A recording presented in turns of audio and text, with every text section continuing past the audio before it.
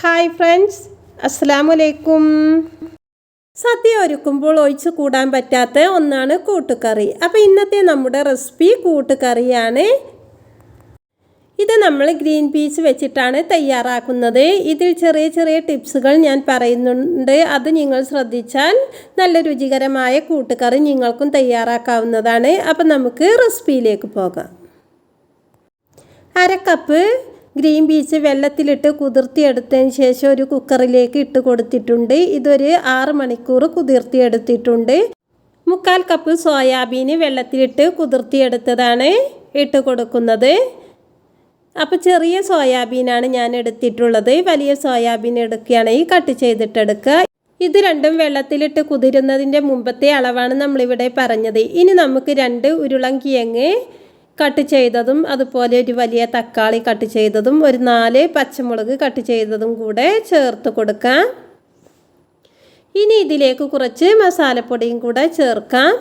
1/2 teaspoon മഞ്ഞൾപ്പൊടി, 1 teaspoon മല്ലിപ്പൊടി, അതുപോലെ തന്നെ 1 ടീസ്പൂണ് മുളക് പൊടി കൂടെ ചേർത്ത് കൊടുക്കാം. ഇനി 1/2 ടീസ്പൂണ് ഉപ്പ് ചേർത്ത് കൊടുത്തിട്ടുണ്ട്. അപ്പോൾ ഉപ്പ് ആവശ്യത്തിന് മാത്രം ചേർത്ത് കൊടുത്താൽ മതി.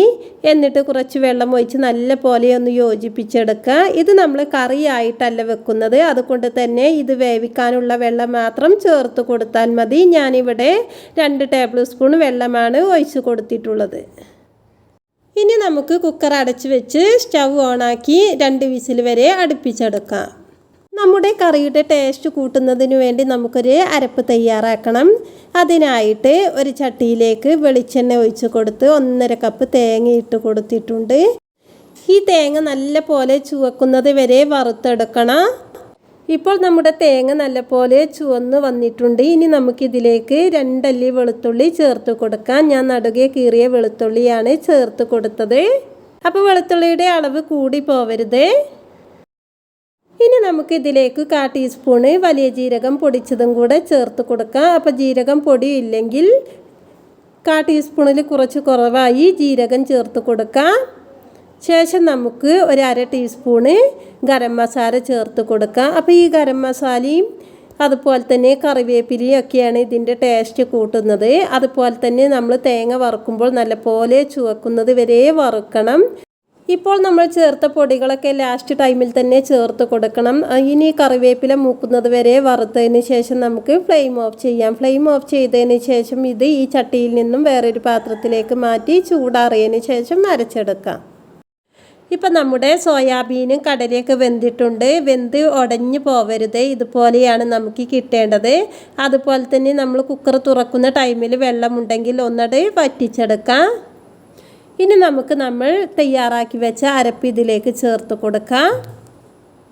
ഇനി ഇത് നമുക്ക് ഇളക്കി കൊടുത്ത് നല്ല പോലെ ഒന്ന് ചൂടാക്കിയെടുക്കണം. നല്ല പോലെ ചൂടായതിന് ശേഷം നമുക്ക് ഫ്ലെയിം ഓഫ് ചെയ്ത് ഇതൊന്ന് വറവിട്ടെടുക്കണം.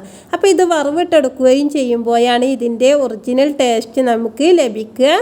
അപ്പോൾ അതിനായി ഒരു ചട്ടി അടുപ്പത്ത് വെച്ച് അതിലേക്ക് ഒരു 3 ടേബിൾ സ്പൂണ് വെളിച്ചെണ്ണ ഒഴിച്ച് കൊടുക്കാം.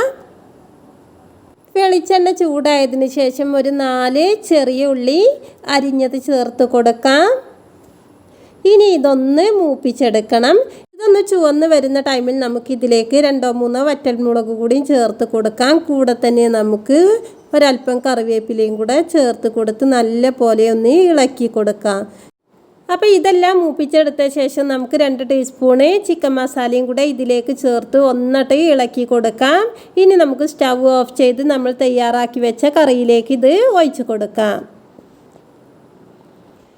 ഇനി നല്ല പോലെ ഒന്ന് ഇളക്കി കൊടുത്താൽ നമ്മുടെ കൂട്ടുകറി ഇവിടെ റെഡിയായി. ഇന്നത്തെ വീഡിയോ ഇഷ്ടമായ ലൈക്ക് ചെയ്യുക, ഷെയർ ചെയ്യുക, കമൻറ്റ് ചെയ്യുക. അതുപോലെ തന്നെ ഇതുവരെ സബ്സ്ക്രൈബ് ചെയ്യാതെ കാണുന്ന എല്ലാ കൂട്ടുകാരും സബ്സ്ക്രൈബ് ചെയ്ത് സപ്പോർട്ട് ചെയ്യുക. പുതിയൊരു റെസിപ്പിയുമായി വീണ്ടും കാണാം ഇൻഷാ അല്ലാഹ്.